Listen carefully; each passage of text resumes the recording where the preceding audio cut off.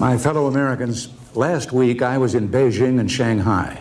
3 weeks from now, I'll be preparing to leave for Dublin, Normandy, and the annual Economic Summit in London. I'm pleased that our trip to China was a success. I had long and thoughtful meetings with the Chinese leadership. Though our two countries are very different, we are building a strong relationship and a genuine spirit of cooperation, and that's good for the cause of peace. This was our second trip to Asia in the last 6 months. It demonstrates our awareness of America's responsibility for leadership in the Pacific Basin, an area of tremendous economic vitality. I believe our relations with our Asian allies and friends have never been better. But that isn't what I want to talk to you about. I asked for this time to tell you of some basic decisions which are yours to make. I believe it's my constitutional responsibility to place these matters before you. They have to do with your national security, and that security is the single most important function of the federal government. In that context, it's my duty to anticipate problems, warn of dangers, and act so as to keep harm away from our shores. Our diplomatic objectives will not be attained by goodwill and noble aspirations alone. In the last 15 years, the growth of Soviet military power has meant a radical change in the nature of the world we live in. Now, this does not mean, as some would have us believe, that we're in imminent danger of nuclear war. We're not. As long as we maintain the strategic balance and make it more stable by reducing the level of weapons on both sides, then we can count on the basic prudence of the Soviet leaders to avoid that kind of challenge to us. They're presently challenging us with a different kind of weapon: subversion and the use of surrogate forces, Cubans, for example. We've seen it intensifying during the last 10 years as the Soviet Union and its surrogates moved to establish control over Vietnam, Laos, Cambodia, Angola, Ethiopia, South Yemen, Afghanistan, and recently closer to home in Nicaragua and now El Salvador. It's the fate of this region, Central America, that I want to talk to you about tonight. The issue is our effort to promote democracy and economic well-being in the face of Cuban and Nicaraguan aggression, aided and abetted by the Soviet Union. It is definitely not about plans to send American troops into combat in Central America. Each year, the Soviet Union provides Cuba with $4 billion in assistance, and it sends tons of weapons to foment revolution here in our hemisphere. The defense policy of the United States is based on a simple premise: we do not start wars. We will never be the aggressor. We maintain our strength in order to deter and defend against aggression, to preserve freedom and peace. We help our friends defend themselves. Central America is a region of great importance to the United States, and it is so close. San Salvador is closer to Houston, Texas, than Houston is to Washington, D.C. Central America is America. It's at our doorstep, and it's become the stage for a bold attempt by the Soviet Union, Cuba, and Nicaragua to install communism by force throughout the hemisphere. When half of our shipping tonnage and imported oil passes through Caribbean shipping lanes, and nearly half of all our foreign trade passes through the Panama Canal and Caribbean waters, America's economy and well-being are at stake. Right now in El Salvador, Cuban-supported aggression has forced more than 400,000 men, women, and children to flee their homes. And in all of Central America, more than 800,000 have fled, many, if not most, living in unbelievable hardship. Concerns about the prospect of hundreds of thousands of refugees fleeing communist oppression to seek entry into our country are well-founded. What we see in El Salvador is an attempt to destabilize the entire region and eventually move chaos and anarchy toward the American border. As the National Bipartisan Commission on Central America, chaired by Henry Kissinger, agreed, if we do nothing, if we continue to provide too little help, our choice will be a communist Central America with additional communist military bases on the mainland of this hemisphere and communist subversion spreading southward and northward. This communist subversion poses the threat that 100 million people from Panama to the open border of our South could come under the control of pro-Soviet regimes. If we come to our senses too late, when our vital interests are even more directly threatened, and after a lack of American support causes our friends to lose the ability to defend themselves, then the risks to our security and our way of life will be infinitely greater. But there is a way to avoid these risks recommended by the National Bipartisan Commission on Central America. It requires long-term American support for democratic development, economic and security assistance, and strong-willed diplomacy. There have been a number of high-level bilateral meetings with the Nicaraguan government where we've presented specific proposals for peace. I have appointed 2 special ambassadors who have made more than 10 trips to the region in pursuit of peace during the last year. And Central America's democratic neighbors, Mexico, Venezuela, Colombia, and Panama, have launched a comprehensive initiative for peace through what is known as the Contadora process. The United States fully supports the objectives of that process. We can and must help Central America. It's in our national interest to do so, and morally, it's the only right thing to do. But helping means doing enough. Enough to protect our security and enough to protect the lives of our neighbors so that they may live in peace and democracy without the threat of communist aggression and subversion. This has been the policy of our administration for more than 3 years. But making this choice requires a commitment from all of us, our administration, the American people, and the Congress. So far, we have not yet made that commitment. We've provided just enough aid to avoid outright disaster, but not enough to resolve the crisis. So El Salvador is being left to slowly bleed to death. Part of the problem, I suspect, is not that Central America isn't important, but that some people think our administration may be exaggerating the threat we face. Well, if that's true, let me put that issue to rest. I want to tell you a few things tonight about the real nature of the Sandinista regime in Nicaragua. The Sandinistas who rule Nicaragua are communists whose relationship and ties to Fidel Castro of Cuba go back a quarter of a century. A number of the Sandinistas were trained in camps supported by Cuba, the Soviet bloc, and the PLO. It is important to note that Cuba, the Sandinistas, the Salvadoran communist guerrillas, and the PLO have all worked together for many years. In 1978, the Sandinistas and elements of the PLO joined in a declaration of war against Israel. The Cuban-backed Sandinistas made a major attempt to topple the Somoza regime in Nicaragua in the fall of 1978. They failed. They were then called to Havana, where Castro cynically instructed them in the ways of successful communist insurrection. He told them to tell the world they were fighting for political democracy, not communism. But most important, he instructed them to form a broad alliance with the genuinely democratic opposition to the Somoza regime. Castro explained that this would deceive Western public opinion, confuse potential critics, and make it difficult for Western democracies to oppose the Nicaraguan revolution without causing great dissent at home. You see, that's how Castro managed his revolution. And we have to confess, he fooled a lot of people here in our own country. Or don't you remember when he was referred to in some of our press as the George Washington of Cuba? The Sandinistas listened and learned. They returned to Nicaragua and promised to establish democracy. The Organization of American States on June 23, 1979, passed a resolution stating that the solution for peace in Nicaragua required that Somoza step down and that free elections be held as soon as possible to establish a truly democratic government that would guarantee peace, freedom, and justice. The Sandinistas then promised the OAS in writing that they would do these things. Well, Somoza left, and the Sandinistas came to power. This was a negotiated settlement based on power sharing between communists and genuine Democrats like the one that some have proposed for El Salvador today. Because of these promises, the previous U.S. administration and other Western governments tried in a hopeful way to encourage Sandinista success. It took some time to realize what was actually taking place, that almost from the moment the Sandinistas and their cadre of 50 Cuban covert advisors took power in Managua in July of 1979, the internal repression of democratic groups, trade unions, and civic groups began. Right to dissent was denied.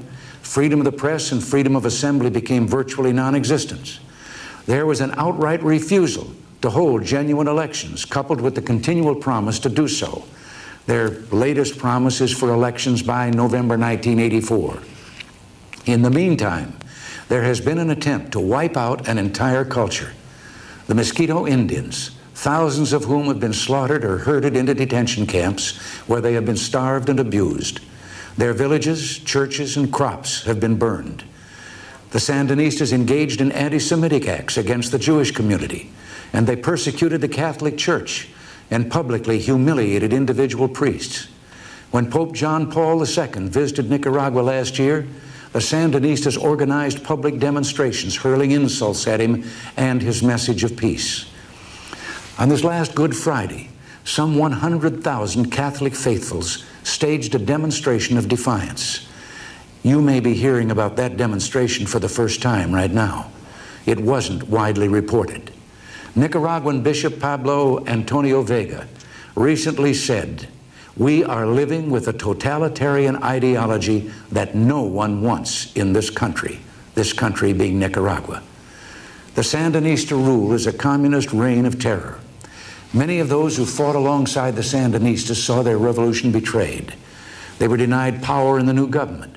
Some were imprisoned, others exiled.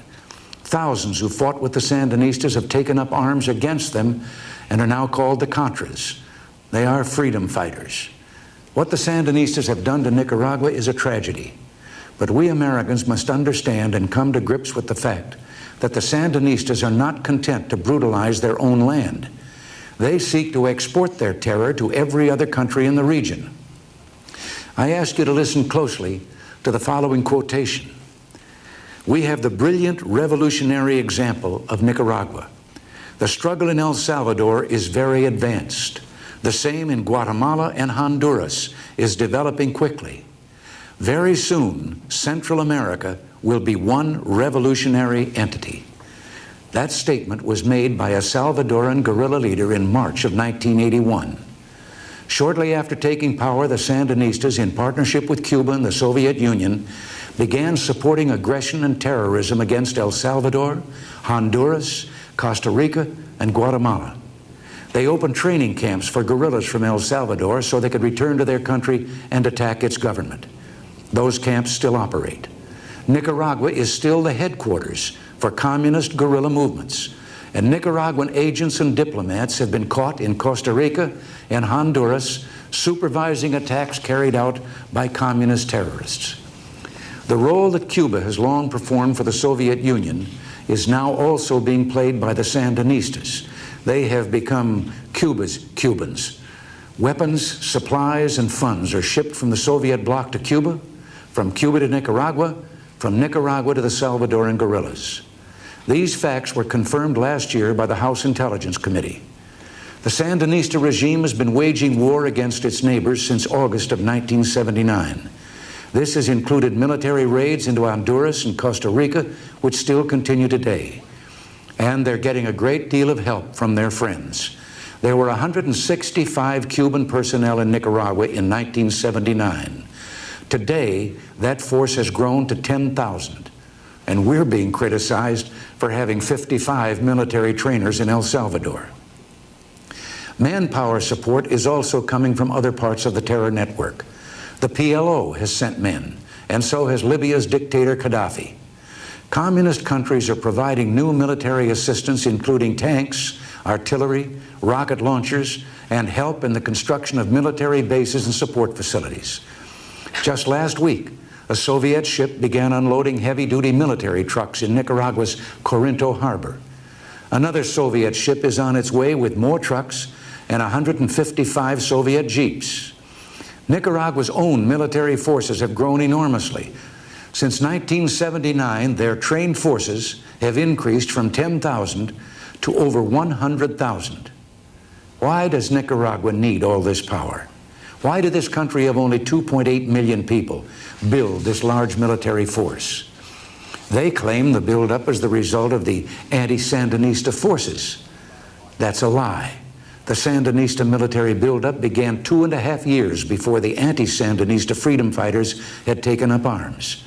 They claim the buildup is because they're threatened by their neighbors. Well, that too is a lie. Nicaragua's next-door neighbor, Costa Rica, doesn't even have an army. Another neighbor, Honduras, has armed forces of only 16,000. The Sandinistas claim the buildup is in response to American aggression, and that is the most cynical lie of all. The truth is, they announced at their first anniversary in July of 1980 that their revolution was going to spread beyond their own borders. When the Sandinistas were fighting the Somoza regime, the United States policy was hands-off. We didn't attempt to prop up Somoza. The United States did everything to show its openness toward the Sandinistas, its friendliness, its willingness to become friends. The Carter administration provided more economic assistance to the Sandinistas in their first 18 months than any other country did. But in January of 1981, having concluded that the Sandinistas were arming the Salvadoran guerrillas, the Carter administration sent military aid to El Salvador. As soon as I took office, we attempted to show friendship to the Sandinistas and provided economic aid to Nicaragua. But it did no good. They kept on exporting terrorism. The words of their official party anthem describe us, the United States, as the enemy of all mankind. So much for our sincere but unrealistic hopes that if only we'd try harder to be friends, Nicaragua would flourish in the glow of our friendship and install liberty and freedom for their people. The truth is, they haven't. Back in 1958, Fidel Castro pledged that once his revolution had triumphed, he would start a much longer and bigger war, a war against the Americans. That war, Castro said, will be my true destiny. For 26 years, during Republican and Democratic administrations, Castro has kept to his own path of revolutionary violence. Today, Cuba even provides safe passage for drug traffickers who poison our children. In return, of course, Cuba gets hard cash to buy more weapons of war. We're in the midst of what President John F. Kennedy called a long twilight struggle to defend freedom in the world. He understood the problem of Central America. He understood Castro, and he understood the long-term goals of the Soviet Union in this region. 23 years ago, President Kennedy warned against the threat of communist penetration in our hemisphere. He said, "I want it clearly understood that this government will not hesitate in meeting its primary obligations, which are to the security of our nation." And the House and Senate supported him overwhelmingly by passing a law calling on the United States to prevent Cuba from extending its aggressive or subversive activities to any part of this hemisphere. Were John Kennedy alive today, I think he would be appalled by the gullibility of some who invoke his name. I've told you that Cuba's and Nicaragua's present target is El Salvador. And I want to talk to you about that country because there's a lot of misunderstanding about it. El Salvador, too, had a revolution several years ago and is now struggling valiantly to achieve a workable democracy and at the same time to achieve a stable economic system and to redress historical injustices. But El Salvador's yearning for democracy has been thwarted by Cuban-trained and armed guerrillas leading a campaign of violence against people and destruction of bridges, roads, power stations, trucks, buses, and other vital elements of their economy. Destroying this infrastructure has brought more unemployment and poverty to the people of El Salvador. Some argue that El Salvador has only political extremes, the violent left and the violent right, and that we must choose between them. Well, that's just not true. Democratic political parties range from the Democratic left to center to conservative. Trade unions, religious organizations, civic groups, and business associations are numerous and flourishing. There is a small, violent right wing as opposed to democracy, as are the guerrillas, but they are not part of the government. We have consistently opposed both extremes, and so has the government of El Salvador.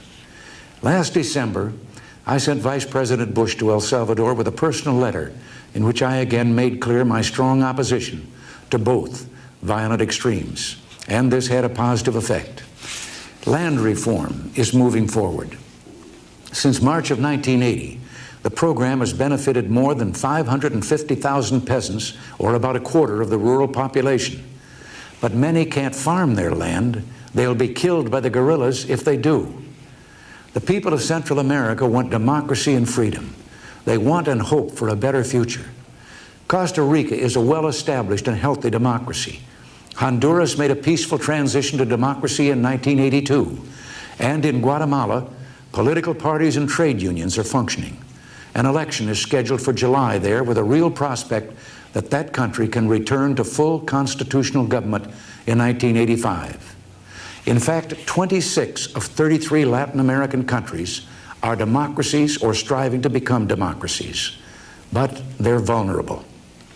By aiding the communist guerrillas in El Salvador, Nicaragua's unelected government is trying to overthrow the duly elected government of a neighboring country. Like Nicaragua, the government of El Salvador was born of revolution, but unlike Nicaragua, it has held 3 elections, the most recent a presidential election last Sunday. It has made great progress toward democracy. In this last election, 80% of the people of El Salvador braved communist threats and guerrilla violence to vote for peace and freedom.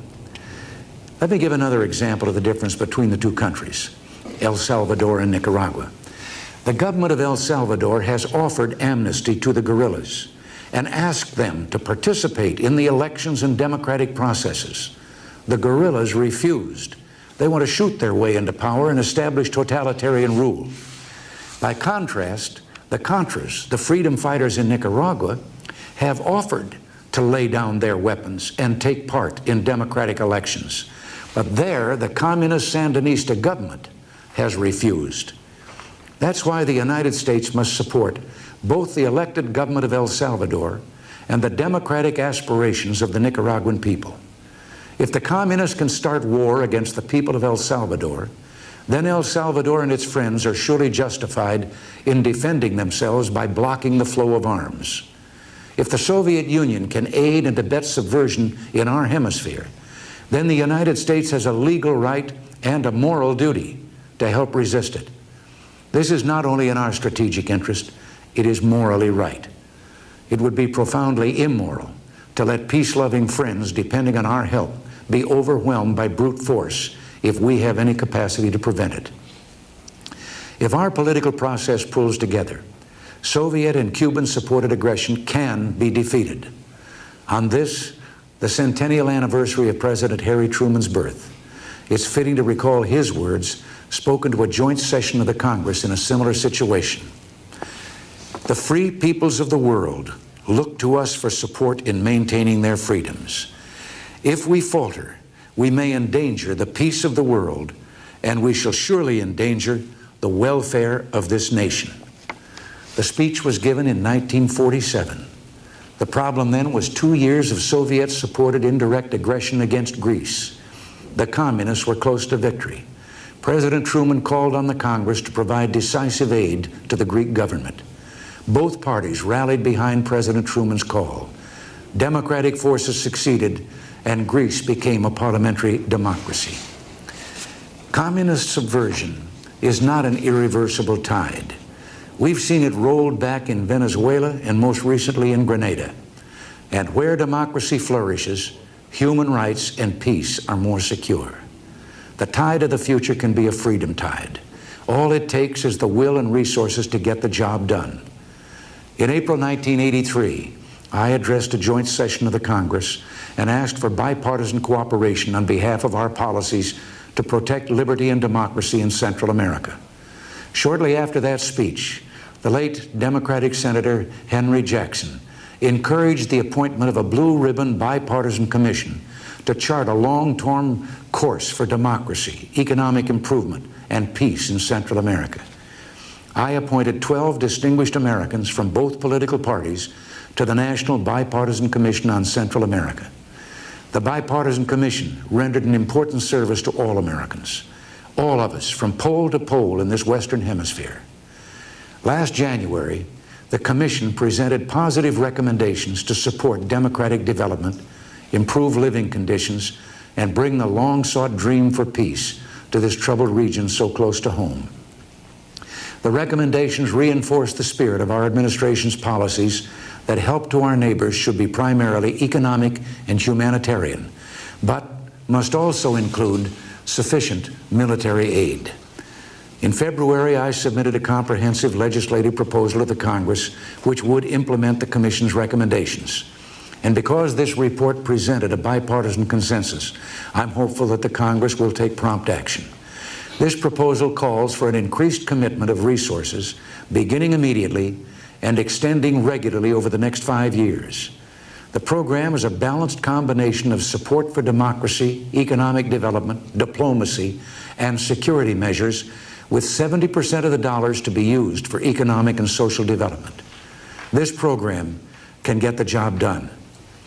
The National Bipartisan Commission on Central America has done its work. Our administration has done its work.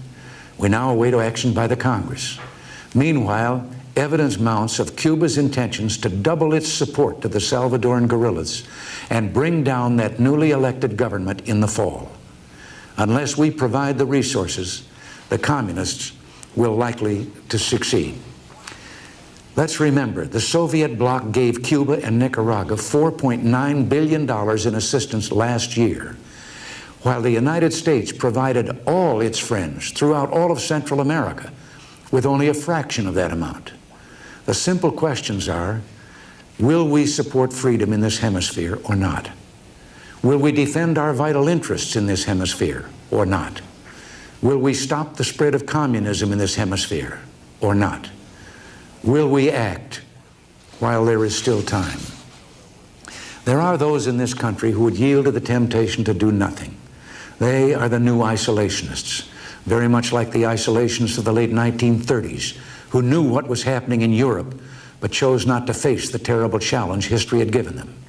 They preferred a policy of wishful thinking, that if they only gave up one more country, allowed just one more international transgression, and surely sooner or later the aggressor's appetite would be satisfied. Well, they didn't stop the aggressors, they emboldened them. They didn't prevent war, they assured it. Legislation is now before the Congress that will carry out the recommendations of the National Bipartisan Commission. Requests for interim appropriations to give the soldiers fighting for their country in El Salvador and the freedom-loving people of Central America the tools they need also.